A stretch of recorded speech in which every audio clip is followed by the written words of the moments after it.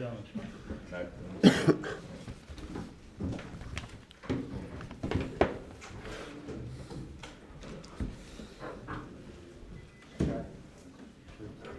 off with Mike, who's doing the broadcast first, and then we'll do written down. Morning.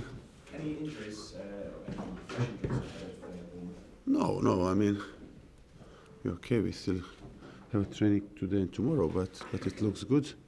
It looks good. We have Antonio back, not because of injury, but he was suspended, as you know.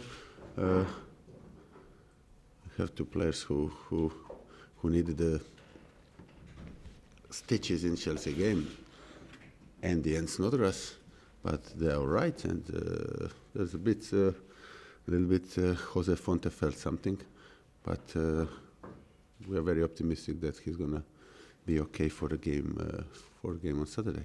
So it all looks good. Sorry? Andy is fully fit. Andy is fit. Yeah, he's fit. Just the stitches. You said after the match on Monday that no one can stop Chelsea now. Having seen Manchester City drop points last night, do you now believe that even more, that they have the League won? Well, I didn't say that no one can stop Chelsea. There are definitely few teams that can stop them, but I mean that can close the gap.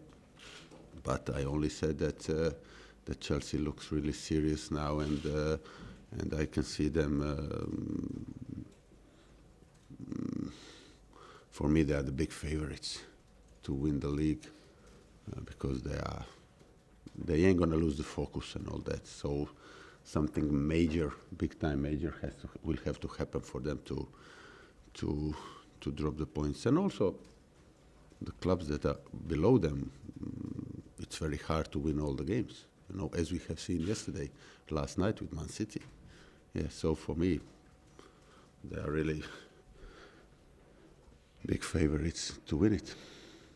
And for your own objectives for the rest of the season, the remaining 10, 11 games, now 11 points off 7th place, are you still harbouring ambitions for European football? Look, we have first to secure the Premiership status. We are in a position like Chelsea, but with a different aim, you know. So there's still a big job to do. And as I said before, I mean, the plan is simple. We have to approach every game, try to win every game, and see where it's going to bring us. Yeah, and but we want, and we have to finish strong, of course. Bournemouth this weekend, then I'm sure you've seen Tyrone Mings will be now missing for 5 games. One of their best players. Is this a good time to play them?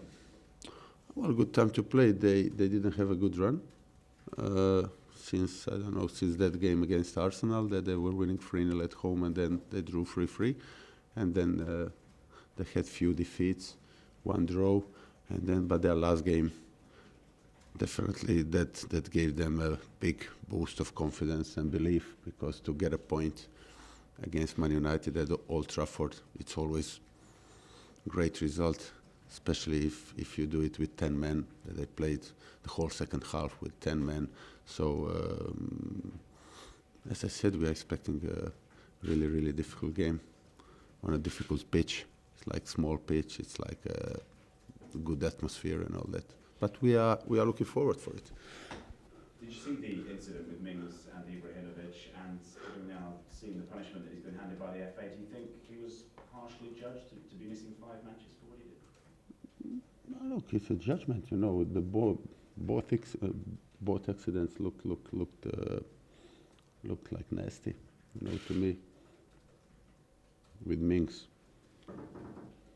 Okay, from my point of view, if I'm honest, and I want to be honest, he's got 10%, 15%, 20% chances to say I didn't see him, I couldn't stop myself, I was concentrating on a ball. There were few bodies around, you know. So, but it looked nasty. Not nasty, not deliberately, but looked very, very, very dangerous.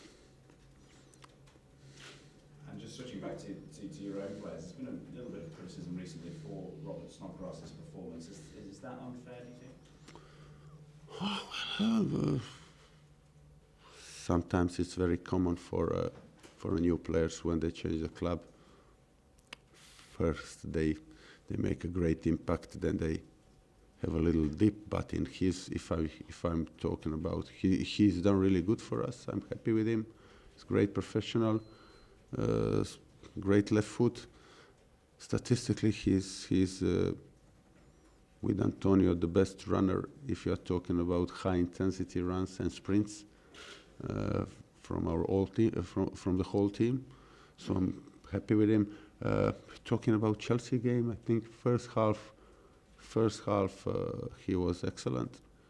I mean, he was the one that put and that caused them a lot of problems on our left side, and he is the one who put 5 or 6 balls in, and also in the first half he took a lot of balls out of them in our half. So definitely in the first half he was one of our best players. In the second half he had a little dip, okay, but I'm more than happy with him.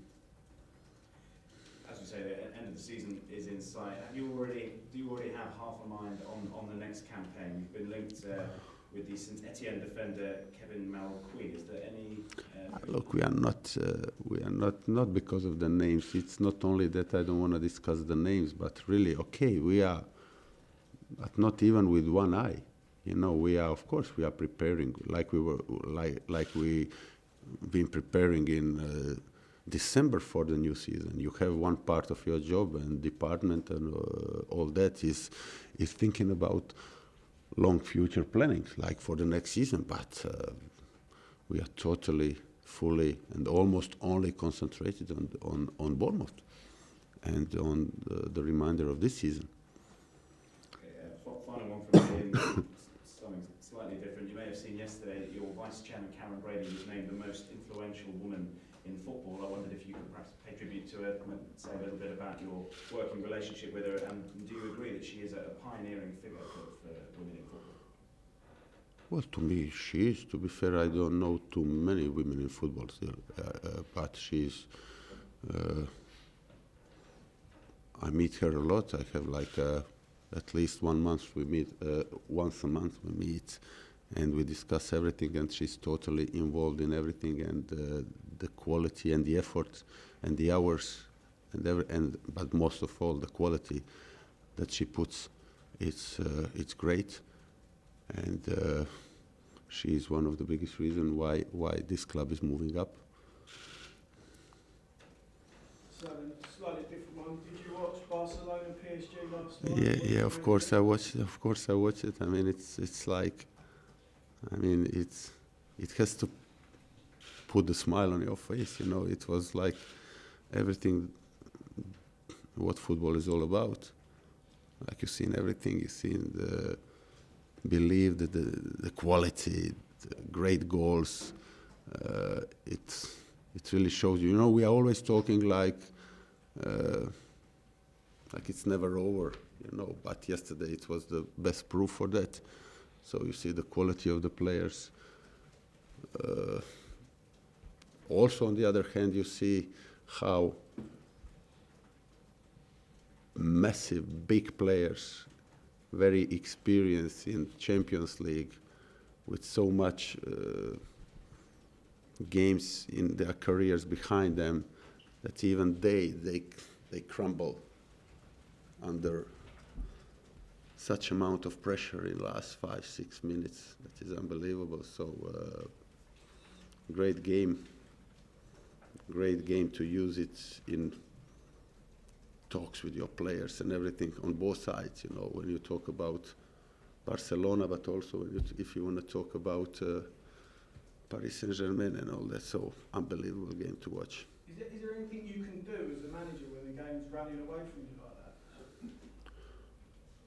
The only thing you can do then, last few minutes, is to make a change. You know, the games are usually like that. They start like a little bit slowly and all that, but then when the game comes into that pace, mayhem, or whatever you call it, like it's very difficult to stop it. It's very difficult. You need your leaders on the pitch to show their characters and to stop it if you are Paris Saint-Germain, or to do what Neymar has done yesterday. You know. Yeah. I know you mentioned it last week. I was just wondering if there's an update on your contract situation. Are you any closer to signing? Why you ask me about that? I have a contract. It's not that my contract is running out in why are you laughing, Max? It's not that it's running out in after the season. I have a year and a half, and I told you my thoughts about it. I told you even last year, so I'm happy. Bournemouth, Hull and Leicester, your next 3 games. Have you set a points target for those matches? Well, the targets are, of course, all the points. That's our targets, you know, and we know it's going to be very hard to get them all, of course.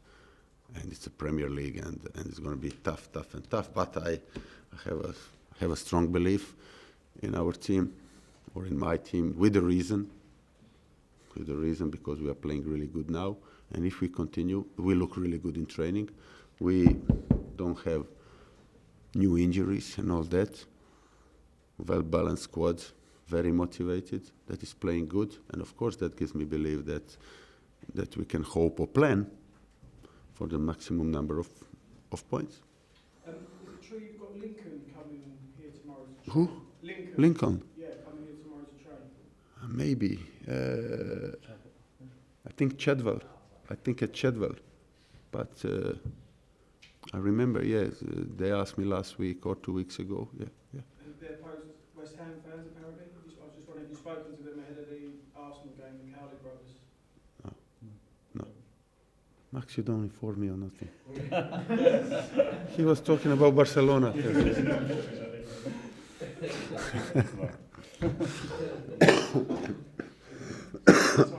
That's right. Last one, mate. I know you paid tribute to him on the left, but I was just wondering if you had any contact with Dimitri Payet since he's been in France at all. Have you spoken, exchanged text messages? Or No.